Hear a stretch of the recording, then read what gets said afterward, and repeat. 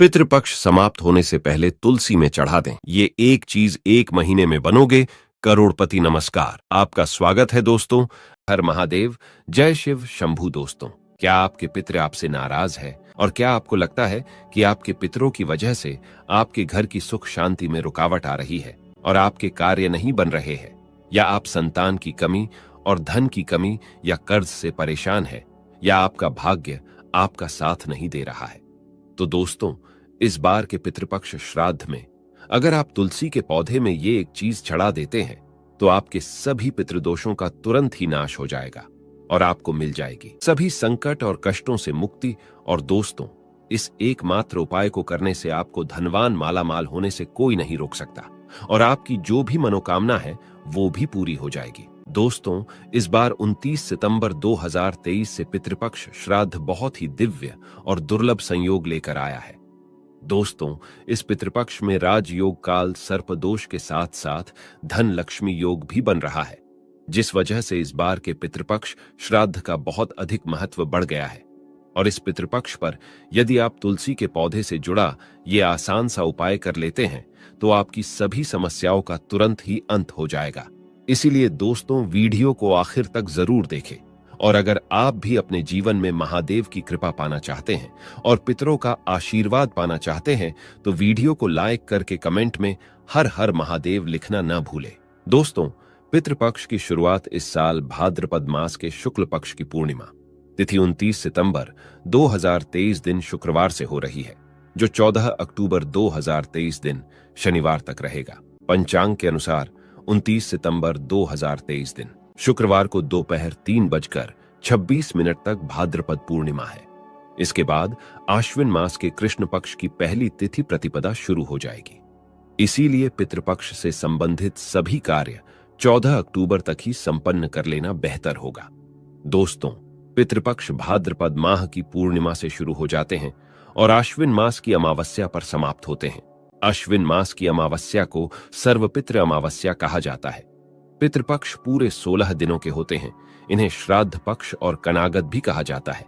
पितृपक्ष पितरों को समर्पित होते हैं। पितृपक्ष पूर्वजों के प्रति सम्मान और श्रद्धा के प्रतीक है।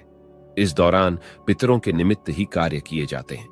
किसी भी तरह का शुभ कार्य, विवाह, मुंडन, गृह प्रवेश आदि वर्जित रहते हैं। शास्त्रों के अनुसार पितृपक्ष अपने पूर्वजों के प्रति श्रद्धा भाव दिखाने का समय होता है। पितृपक्ष में पितरों के लिए तर्पण और पिंडदान किया जाता है। मान्यता है कि श्राद्ध पक्ष में पितृलोक से किसी न किसी रूप में अपने स्वजनों से मिलने के लिए धरती पर आते हैं और स्वजनों के द्वारा भोजन और भाव ग्रहण करते हैं। ब्रह्म वैवर्त पुराण में बताया गया है कि देवी देवताओं को प्रसन्न करने से पहले मनुष्य को अपने पितरों को प्रसन्न करना अति आवश्यक है, क्योंकि जिसके पितृ उससे नाराज होते हैं उससे सभी देवी देवता भी रुष्ट हो जाते हैं। पितरों की इस नाराजगी को पितृदोष भी कहा जाता है। पितृपक्ष पितरों को प्रसन्न करने के बहुत ही खास दिन होते हैं। माना जाता है कि पितृपक्ष के दौरान श्रद्धा पूर्वक किए गए छोटे से प्रयास से ही पितृ प्रसन्न हो जाते हैं और पितृदोष से मुक्ति मिलती है। आज के इस वीडियो में हम आपको पितरों को प्रसन्न करने का एक बहुत ही आसान और असरकारक उपाय बताने जा रहे हैं। इस उपाय को करने से पितृ प्रसन्न और तृप्त होते हैं। पितरों को शांति मिलती है। पितृ प्रसन्न होकर अपने परिवारजनों को पितृदोष से मुक्ति का आशीर्वाद देते हैं। पितृदेव के साथ साथ भगवान विष्णु और मां लक्ष्मी जी की कृपा से सभी कष्टों और संकटों से छुटकारा मिलता है और घर में सुख समृद्धि आती है। दोस्तों, इस उपाय को सही प्रकार से करने के लिए आप हमारे इस वीडियो को एंड तक अवश्य ही देखें। और आगे बढ़ने से पहले आपसे रिक्वेस्ट करते हैं कि वीडियो को लाइक जरूर करिएगा, दोस्तों को शेयर कर दीजिएगा और अगर आपने अभी तक चैनल को सब्सक्राइब नहीं किया है तो चैनल को सब्सक्राइब करके बेल आइकॉन जरूर दबाइएगा। तो आइए जानते हैं इस उपाय के बारे में। दोस्तों, वैसे तो इस उपाय को आप पितृपक्ष में किसी भी दिन कर सकते हैं, लेकिन इस उपाय को पितृपक्ष में आने वाले गुरुवार और एकादशी के दिन अवश्य ही करना चाहिए, क्योंकि गुरुवार और एकादशी का दिन भगवान श्री हरि विष्णु को समर्पित है और शास्त्रों में बताया गया है कि भगवान विष्णु जी ही पितृदेव है, यानी कि पितरों को प्रसन्न करने के लिए भगवान विष्णु जी को प्रसन्न करना अति आवश्यक है। गुरुवार और एकादशी के साथ साथ इस उपाय को पितृ अमावस्या, जिसे सर्व पितृ अमावस्या भी कहा जाता है, उस दिन अवश्य ही करना चाहिए, क्योंकि सर्व पितृ अमावस्या पर सभी पितरों के निमित्त श्राद्ध तर्पण किए जाते हैं। सर्व पितृ अमावस्या पर पितरों के निमित्त किए गए पूजा से सभी पितृ प्रसन्न हो जाते हैं और पितृदोष से मुक्ति मिलती है। तो आइए जानते हैं इस उपाय के बारे में। उपाय करने के लिए स्नान करके स्वच्छ वस्त्र धारण करें। ध्यान रखें, इस उपाय को करते समय भूल कर भी काले रंग के वस्त्र न पहने। इसके बाद आप एक पात्र में शुद्ध जल लें। आप इस उपाय को करने के लिए तांबे के पात्र का इस्तेमाल बिल्कुल ना करें।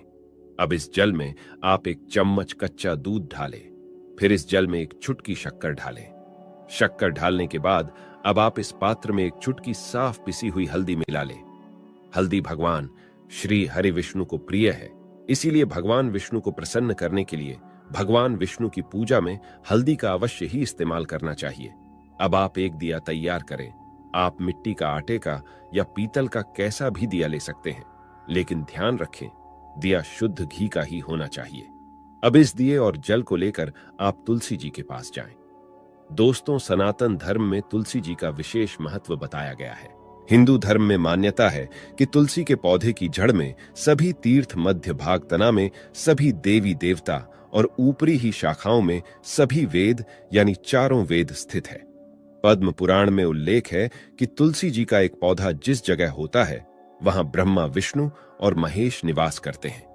तुलसी जी की सेवा करने से व्यक्ति के महापातक से महापातक संपूर्ण पाप भी नष्ट हो जाते हैं। तुलसी जी को हरिप्रिया कहा जाता है। हिंदू धर्म में मृत्यु के समय व्यक्ति के मुख में तुलसी का पत्ता रखा जाता है। धार्मिक दृष्टि से इसका बड़ा महत्व है। कहते हैं कि तुलसी हमेशा भगवान श्री हरि विष्णु के सिर पर सजती है। तुलसी धारण करने वाले व्यक्ति को यमराज कष्ट नहीं देते। मृत्यु के बाद परलोक में व्यक्ति को यमदंड का सामना नहीं करना पड़ता, इसलिए मरते समय मुख में तुलसी का पत्ता रखा जाता है।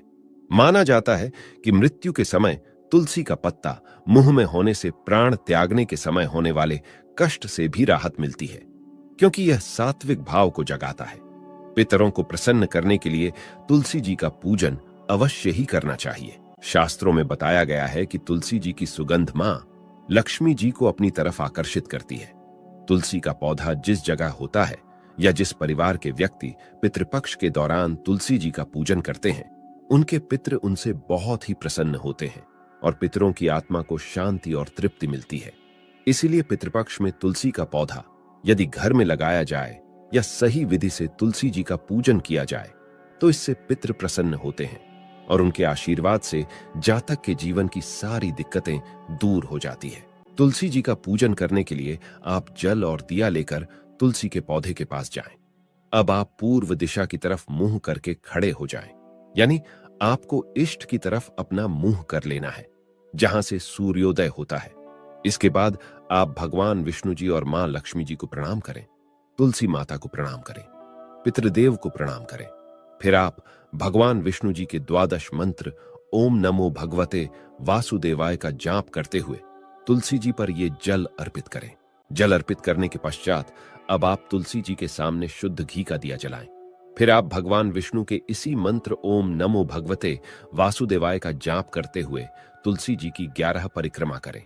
तुलसी जी की परिक्रमा करने के पश्चात अब आप तुलसी जी को प्रणाम करें और भगवान विष्णु जी के महामंत्र ओम नमो भगवते वासुदेवाय का 108 बार जाप करें। अब आप तुलसी जी के चरणों की रज यानी कि तुलसी के पौधे के पास से थोड़ी सी मिट्टी उठाकर उसे अपने मस्तक पर लगाएं। फिर आप भगवान विष्णु और मां लक्ष्मी जी को प्रणाम करें और तुलसी माता को प्रणाम करें। अब भगवान विष्णु, लक्ष्मी जी और तुलसी माता से अपने पितरों की तृप्ति और शांति की प्रार्थना करें। अब आप पितृदेव को प्रणाम करें और जाने अनजाने में की गई गलतियों की क्षमा मांगे। इसके बाद आप भगवान से और पितृदेव से प्रार्थना करें कि वह आपके सारे कष्टों और संकटों को दूर करें और अपना आशीर्वाद हमेशा आप पर बनाए रखें। भगवान से पितृदोष से मुक्ति की भी प्रार्थना करें। दोस्तों, शास्त्रों में बताया गया यह बहुत ही आसान और असरकारक उपाय है। इस उपाय को करने से पितृ प्रसन्न होते हैं और अपने परिवारजनों को आशीर्वाद देते हैं। पितरों के आशीर्वाद से ही जीवन की सारी दिक्कतें दूर हो जाती है और पितृदोष से छुटकारा मिलता है। भगवान विष्णु और मां लक्ष्मी जी और तुलसी माता की कृपा से घर में सुख समृद्धि आती है। इस उपाय को करते समय कुछ बातों का विशेष ध्यान रखें। महिलाएं पीरियड्स के दौरान इस उपाय को ना करें। तुलसी जी का पूजन करने से पहले स्नान अवश्य ही करें। तुलसी जी का इस तरह पूजन रात्रि के समय या संध्या काल के समय भूलकर भी ना करें। तुलसी जी का पूजन रविवार के दिन भी ना करें।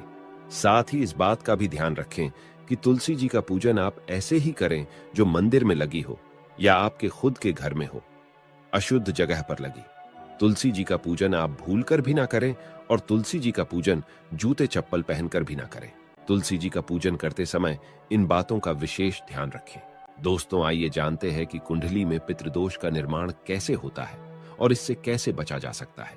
दोस्तों, हिंदू धर्म में पूर्वजों का बहुत महत्व दिया जाता है। उनकी आत्मा की शांति के लिए व्यक्ति श्राद्ध पिंडदान करते हैं। हर महीने की अमावस्या तिथि के अलावा पितृपक्ष के 15 दिन पितरों को ही समर्पित होता है। इस समय पितरों की आत्मा की शांति के लिए और उनका आशीर्वाद पाने के लिए श्राद्ध, तर्पण, पिंडदान, दान पुण्य आदि किया जाता है। वहीं पितरों के नाराज होने पर कुंडली में पितृदोष का निर्माण हो जाता है। पितृदोष के कारण जीवन में कई तरह की समस्या उत्पन्न हो जाती है। इसके साथ ही मनुष्य कई तरह के कष्टों का सामना करता है। ऐसे में आइए जानते हैं कि कुंडली में पितृदोष का निर्माण कैसे होता है और इससे कैसे बचा जा सकता है। ज्योतिष शास्त्र के अनुसार जब हमारे पूर्वजों की आत्माएं तृप्त नहीं होती, 84 लाख योनियों में भटकते रहते हैं, तो ये आत्माएं पृथ्वी लोक में रहने वाले अपने वंश के लोगों को कष्ट देती हैं। इसी कष्ट को ज्योतिष शास्त्र में पितृदोष कहा गया है। मान्यताओं के अनुसार मृत्यु लोक से हमारे पूर्वजों की आत्माएं अपने परिवार के सदस्यों को देखती रहती हैं। जो लोग अपने पूर्वजों का अनादर, उनके बताए गए रास्ता पर नहीं चलते हैं या उन्हें कष्ट पहुंचाते हैं, जिस कारण इससे दुखी दिवंगत आत्माएं उन्हें शाप देती हैं, इसी शाप को पितृदोष माना जाता है। ज्योतिष शास्त्र के अनुसार जब किसी व्यक्ति की कुंडली के लग्न भाव और 5वें भाव में सूर्य, मंगल और शनि विराजमान होते हैं तो पितृदोष का निर्माण हो जाता है। इसके अलावा कुंडली के अष्टम भाव में गुरु और राहु एक साथ आकर बैठते हैं तो भी पितृदोष का निर्माण होता है। जब कुंडली में राहु केंद्र में या त्रिकोण में मौजूद होता है तो पितृदोष बनता है। इसके अलावा जब सूर्य, चंद्रमा और लग्नेश का राहु से संबंध होता है तो जातक की कुंडली में पितृदोष बनता है। जब कोई व्यक्ति अपने से बड़ों का अनादर करता है या फिर उसकी हत्या कर देता है तो ऐसे व्यक्ति को पितृदोष लगता है और जीवन नरक बन जाता है। जब किसी व्यक्ति की कुंडली में पितृदोष का निर्माण होता है तो ऐसे व्यक्ति को अपने जीवन में कई तरह की बाधाओं का सामना करना पड़ता है। ऐसे व्यक्ति के विवाह में देरी होती है, विवाह टूट सकती है, तलाक की स्थिति उत्पन्न हो जाती है, वैवाहिक जीवन में हमेशा तनाव बना रहता है। ऐसी महिलाओं को गर्भधारण में समस्याएं आती हैं, बच्चे की अकाल मृत्यु हो सकती है, जीवन में कर्ज और नौकरी में परेशानियां आती रहती हैं। इसके अलावा ऐसे लोगों के घर में या परिवार में आकस्मिक निधन या दुर्घटना हो सकती है। लंबे समय से किसी बीमारी के चलते परेशान रह सकते हैं। परिवार में विकलांग या अनचाहे बच्चे का जन्म हो सकता है। ऐसे व्यक्ति को बुरी आदतों की लत भी लग सकती है। पितृदोष होने पर मिलते हैं ये संकेत। यदि किसी जातक की कुंडली में पितृदोष हो तो उसे अपनी जीवन में कई तरह के कष्ट झेलने पड़ते हैं। पितृदोष के कारण शादी में भी बाधा आती है। ऐसे में विवाह में देरी होने लगती है, समय से शादी नहीं हो पाती है। पितृदोष के कारण वंश वृद्धि रुक जाती है। ऐसे में संतान प्राप्ति में बाधा आ जाती है। इसके साथ ही संतान के करियर से संबंधित भी समस्या उत्पन्न हो जाती है।